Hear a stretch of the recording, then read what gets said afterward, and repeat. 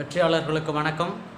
நம்மளுடைய சேனலில் இன்றைக்கி பார்க்க இருக்கக்கூடிய வீடியோ பதிவு என்ன அப்படின்னு பார்த்தீங்கன்னா, 2021 குரூப் 4 எப்போ வரும் அப்படின்னு சொல்லிட்டு எல்லாருமே ரொம்ப ஆர்வமாக எதிர்பார்க்கக்கூடிய ஒரு நோட்டிஃபிகேஷன் 2021 குரூப் 4 தான். அது எப்போ வரும் அப்படின்றத பற்றி தான் நம்ம இந்த வீடியோ பதிவில் பார்க்க போகிறோம். பொதுவாக நம்ம டிஎன்பிசி படிக்கிற எல்லாருக்குமே தெரியும், ஒரு குட்டி இன்ஃபர்மேஷன். ஒவ்வொரு வருடமும் டிஎன்பிசி என்ன பண்ணுவாங்கன்னா, அடுத்த வருடத்திற்கான ஆனுவல் பிளானர் அப்படின்ற ஒன்றை ரெடி பண்ணுவாங்க. அது எப்போ வெளியிடுவாங்க அப்படின்னு பார்த்தீங்கன்னா, டிசம்பர் மாதம் 31 அல்லது ஜனவரி மாதம் 1ஆம் தேதி கண்டிப்பாக ஆனுவல் பிளானர் விடக்கூடியதாக இருக்கும். அடுத்த வருடத்தை நம்ம புதுமையாக தொடங்கணும் அப்படின்றதுக்காக டிஎன்பிசி என்ன பண்ணுறாங்க, அந்த ப்ராசஸை செய்கிறாங்க. அதே போல் தான் இந்த 2021க்கான ஆனுவல் பிளானரும் வரக்கூடிய டிசம்பர் மாதம் 31 அல்லது ஜனவரி 1ஆம் தேதிலாம் நம்ம தெரிஞ்சுக்கலாம். டிஎன்பிசியும் அதனால தான் அந்த விதமான அனௌன்ஸ்மெண்ட்டை பற்றி எதுவுமே பேசாமல் இருக்காங்க. ரெண்டாவது, சார் சிலபஸ் வந்து சேஞ்ச் ஆகிருக்குமா, இல்லை யூனிட் 8 யூனிட் 9 வந்து சேர்ப்பாங்களா அப்படின்னு சொல்லிட்டு ஒரு கன்ஃபியூஷனும் இருக்குது எல்லாருக்கும். தமிழ் இருக்கா இல்லையா சார், அடுத்து ஒரு சில நபர்கள் இருப்பாங்க, சார் தமிழ் இருக்கா இல்லையா அப்படின்னு சொல்லிட்டு கேள்வி கேட்கக்கூடிய அன்பர்களுக்குன்னு சொல்கிறேன். கண்டிப்பாக தமிழ் இருக்குங்க, அதில் மாற்றம் இல்லை. தமிழ் டெஃபினட்டாக உண்டு. யூனிட் 8, 9 அப்படின்றது நம்ம புதுசாக எதுவும் ஆல்ரெடி புத்தகம் பிரிண்ட் ஆகிடுச்சு. ஸ்கூல் புத்தகத்தில் என்ன இருக்கோ அதுதான் குரூப் 4 லெவலை பொறுத்த வரைக்கும் அதான் கேள்வியாக கேட்க போகிறாங்க. அப்போ 6 to 10க்குள்ளே இருக்கக்கூடிய இம்பார்ட்டன்ட் இன்ஃபர்மேஷன் என்ன, 11th 12th சிலபஸில் என்ன இருக்கோ அதுதான் டிஎன்பிசியை பொறுத்த வரைக்கும் கேள்வியாக எடுப்பாங்க. நம்ம இந்த புரிதல் இல்லாமல் தான் நம்ம மற்ற எதுவும் எல்லாத்தையுமே செய்வோம். சரிங்களா? இதில் ரொம்ப இம்பார்ட்டன்ட் அப்படின்னு பார்த்தீங்கன்னா, இதில் வரலாறு அப்படின்ற ஒரு வார்த்தையை நமக்கு பயன்படுத்தியிருக்க மாட்டாங்க. குரூப் 4 சிலபஸில் வரலாறு அப்படின்னு சொல்லியிருக்க மாட்டாங்க. இந்தியா மற்றும் தமிழ்நாட்டினுடைய பண்பாடு அப்படின்ற ஒரு வார்த்தையை பயன்படுத்தியிருப்பாங்க. தமிழ்நாட்டினுடைய பாரம்பரிய பண்பாடுகளை பற்றி அப்படின்ற அந்த வார்த்தை தான் ஹெட்லைனாகவே இருக்கும்.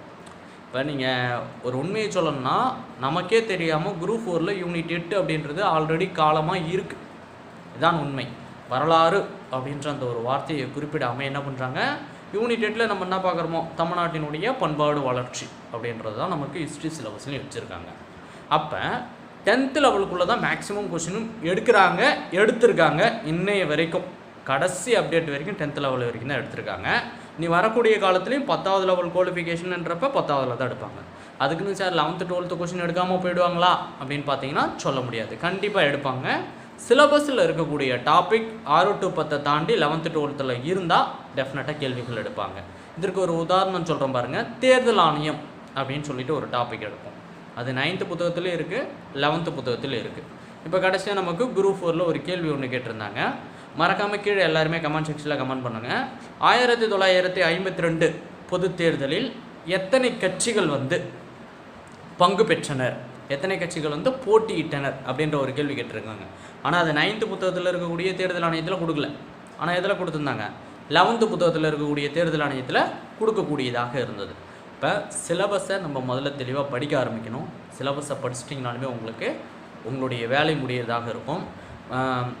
குரூப் 4 எப்போ வரும் அப்படின்றதுக்கான பதில் என்னென்னா, அதிகபட்சம் ஜனவரி முதல் வாரம் இல்லை 2வது வாரத்தில் குரூப் 4 வந்து கால்ஃபருக்கான நேரமாக இருக்கும். குரூப் 4 கால்ஃபர் எப்போ இருக்கும், ஜனவரி முதல் வாரம் அல்லது 2வது வாரம். எக்ஸாம் வந்து ஏப்ரல் மாதம் அப்படின்றது காமனாக எல்லாம் சொல்லக்கூடியதான். இந்த இதுவில் தான் எல்லாருமே எதிர்பார்க்கக்கூடிய ஒன்று. இது ஒரு வாய்ப்பு இருக்குங்க.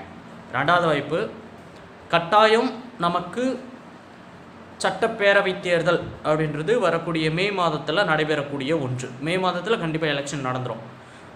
கவர்மெண்ட்டும் சரி டிஎன்பிசியும் சரி என்ன நினைப்பாங்க அப்படின்னு பார்த்தீங்கன்னா, மே மாதம் எலெக்ஷன். அப்போ உங்களுக்கு குரூப் 4 கால்ஃபர் இந்த மே மாதத்துக்குள்ளே இருக்கும். மே மாதத்துக்குள்ளே நீங்கள் எக்ஸாம் எழுதி முடிக்கிற மாதிரி இருக்கும். இது ஒரு ஆப்ஷன். இதுதான் நான் ஃபஸ்ட்டு சொன்னேன். ஜனவரி 2nd வீக்கில் கால்ஃபர், அடுத்து பார்த்தீங்கன்னா ஏப்ரல் 2nd வீக்கில் உங்களுக்கு வந்து எக்ஸாம் அப்படின்ற ப்ராசஸ் இருக்கும் அப்படின்றத நான் சொல்கிறேன். 2வது என்ன பாயிண்ட் இருக்குன்னா, எலெக்ஷனுக்குள்ளே கால்ஃபர் பண்ணுறாங்க. எலெக்ஷன் முடிஞ்சதுக்கப்புறம் எக்ஸாம் வைப்பாங்க. இந்த ஒரு ஆப்பர்ச்சுனிட்டி இருக்குது. ஆனால் கட்டாயம் 6 மாதத்துக்குள்ளே குரூப் 4 எக்ஸாம் அப்படின்றது முடிவதற்கான வாய்ப்புகள் தான் அதிகம். இப்போ எலெக்ஷன் இருக்கிறது நமக்கான மிகப்பெரிய பெனிஃபிட் அப்படின்னு நம்ம சொல்லலாம். கட்டாயம் குரூப் 4 உண்டுங்க 2021. அதை ஜனவரி மாதம் முதல் வாரமாக பார்க்கலாம், இல்லை 2வது வாரமாக பார்க்கலாம். அப்படி இல்லைனா எலெக்ஷன் முடிகிறதுக்குள்ளே கால்ஃபர் அப்படின்றத டெஃபினட்டாக அவங்க செய்வாங்க. ஏன்னா இதில் மட்டும்தான் அதிகமான வேலை வாய்ப்புகளை தரக்கூடிய ஒன்றாகவும் இருக்கும். அதுக்கப்புறம் தான் குரூப் 2. இந்த அறநிலைத்துறை எக்ஸாமும் வரக்கூடிய ஜனவரி மாதம் அல்லது பிப்ரவரி மாதத்தில் நம்ம எதிர்பார்க்கக்கூடிய ஒரு எக்ஸாம். சப்போஸ் இந்த அறநிலைத்துறை நல்லா ப்ரிப்பேர் பண்ணிங்கன்னா குரூப் 4 கால்ஃபருக்கு முன்னாடியே கூட, சப்போஸ் எலெக்ஷனுக்கு அப்புறம் அவங்க எக்ஸாம் வைக்கிறாங்கன்னா நம்ம எலெக்ஷனுக்கு முன்னாடி எக்ஸாம் எழுதுறதுக்கு முன்னாடியே இந்த அறநிலைத்துறையை நம்ம கன்ஃபார்ம் பண்ணிடலாம். இந்த அறநிலைத்துறையை நான் மறுபடியும் ஆணித்தனமாக சொல்கிறேங்க, ரொம்ப எளிமையான ஒரு எக்ஸாம். யாரும் அதிக பேர் காம்படிஷன் வரமாட்டாங்க. ஜிகே பார்ட்டை தெளிவாக படிச்சுக்கோங்க அப்படின்றதான் ரொம்ப இம்பார்ட்டண்டான ஒன்று. அப்போ குரூப் 4 அப்படின்றது டெஃபினட்டாக கால்ஃபர் ஆக போகுது, அதில் மாற்றம் இல்லை. வெயிட் பண்ணோம், எவ்வளோ நாள் வெயிட் பண்ணோம். இது கொரோனா ஸ்டார்ட் பண்ணி கிட்டத்தட்ட டிசம்பர் மாதம் வரைக்கும் நம்ம வந்துட்டோம். மார்ச்சில் தொடங்கி டிசம்பர் வரைக்கும். இன்னும் ஒரு 20லேருந்து 25 நாட்கள் வெயிட் பண்ணுங்கள். 20லேருந்து 25 நாட்கள் வெயிட் பண்ணுங்கள். கண்டிப்பாக அக்யூரேட்டாக உங்களுக்கு டேட்டே தெரிஞ்சிடும். 20லேருந்து 25 நாள் வெயிட் பண்ணிங்கன்னா டிஎன்பிசி என்ன பண்ணுவாங்க, அதற்கான ப்ராசஸ் எல்லாத்தையும் சொல்லுவாங்க. ஏன்னா இப்போ தான் டைப்பிங் கவுன்சிலிங் வந்து முடிகிற கட்டத்தில் இருக்குது. ஏன்னா இந்த மழையினால் கொஞ்சம் தள்ளி வைக்கப்பட்டது எல்லாத்தையுமே முடியக்கூடியதாக இருக்குது.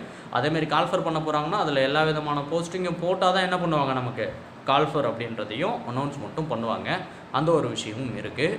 சப்போஸ் சார் நான் குரூப் 4 படிக்கலாமா இல்லை குரூப் 2 குரூப் 1 அப்படின்றதுக்கு சந்தேகம் இருந்தால் நம்ம ஏற்கனவே ஒரு வீடியோ பதிவு நம்ம சேனலில் போட்டிருக்கோம். அந்த வீடியோ பதிவுக்கான லிங்க்கை நான் கீழே கொடுக்குறேன். அந்த வீடியோ பதிவை பார்த்துட்டு உங்களுடைய சந்தேகத்தை தெளிவாக்கிக்கோங்க. 2வது, குரூப் 4 படிக்கிறவங்க இப்போயே என்ன பண்ணுங்கன்னா 6லேருந்து 12ஆம் வகுப்பு வரை இருக்கக்கூடிய புத்தகங்கள் கட்டாயம் இருக்கணும். அதில் 9ஆம் வகுப்பு 10ஆம் வகுப்பு புத்தகம் இல்லாமல் யாருமே இருக்காதீங்க. ஜிகே பார்ட்டாக இருந்தாலும் சரி, தமிழாக இருந்தாலும் சரி, 9ஆம் வகுப்பு 10ஆம் வகுப்பு புத்தகத்தை கலெக்ட் பண்ணிக்கோங்க. அதுக்கப்புறம் ப்ரீவியஸ் இயர் கொஷின், குரூப் 4 என்னென்ன வருடங்கள்லாம் நடைபெற்றிருந்ததோ அந்த ப்ரீவியஸ் இயர் கொஷினும் இந்த அறநிலைத்துறை கொஷின் பேப்பர் 2 நடக்கும். ஒன்று 10th லெவல், இன்னொன்று 11th லெவல் அப்படின்ற அந்த கொஷின் பேப்பரை ரெடி பண்ணிக்கோங்க.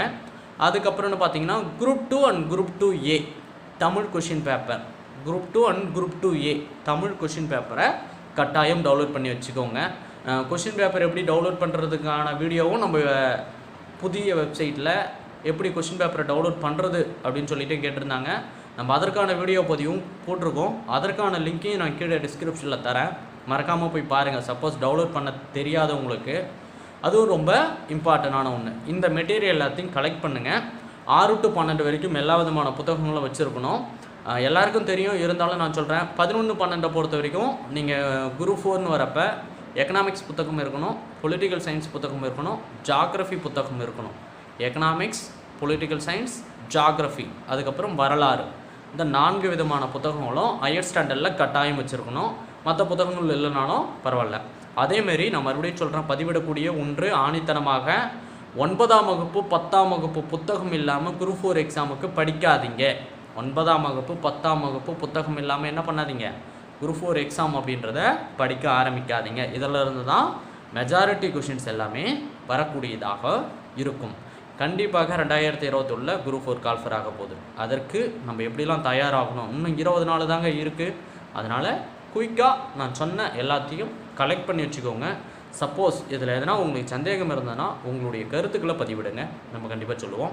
அடுத்து இன்னொரு சஜஷனும் உங்ககிட்ட கூட, குரூப் 4 அப்படின்றது கண்டிப்பாக வரப்போகுது. அதில் எல்லோரும் நல்லா பண்ணுங்கள். என்ன சஜஷன் அப்படின்னு பார்த்தீங்கன்னா, குரூப் 4 பேட்சை எப்படி கொண்டு போகலாம், நீங்கள் எப்படி விருப்பப்படுறீங்க, உங்களுடைய மைண்ட் தாட், வீடியோ பதிவுலாம் எப்படி இருக்கணும் அப்படின்றதையும் கண்டிப்பாக கமெண்டில் சொல்லுங்கள். என்னென்ன வீடியோவை முன்னாடியே போடலாம், இல்லை சிலபஸுக்கு ஏற்ற மாதிரி போடலாமா, இல்லை கொஷின் பேப்பருக்கு ஏற்ற மாதிரி வீடியோ போடலாமா அப்படின்றதையும் மறக்காமல் கீழே கமெண்ட் செக்ஷனில் கமெண்ட் பண்ணுங்கள். கண்டிப்பாக இந்த வீடியோ பதிவு உங்களுக்கு யூஸ்ஃபுல்லாக இருக்கும்னு நினைக்கிறேன். இதுவரையும் நம்ம சேனலை சப்ஸ்கிரைப் பண்ணலாம், மறக்காமல் சப்ஸ்கிரைப் பண்ணுங்கள். உங்கள் ஃப்ரெண்ட்ஸ் எல்லாருக்குமே ஷேர் பண்ணுங்கள். Thank you to all. இந்த வீடியோ உங்களுக்கு பிடிச்சிருந்தா சப்ஸ்கிரைப் பண்ணுங்கள், மறக்காமல் உங்கள் ஃப்ரெண்ட்ஸ் எல்லாருக்கும் ஷேர் பண்ணுங்கள். தேங்க்யூ.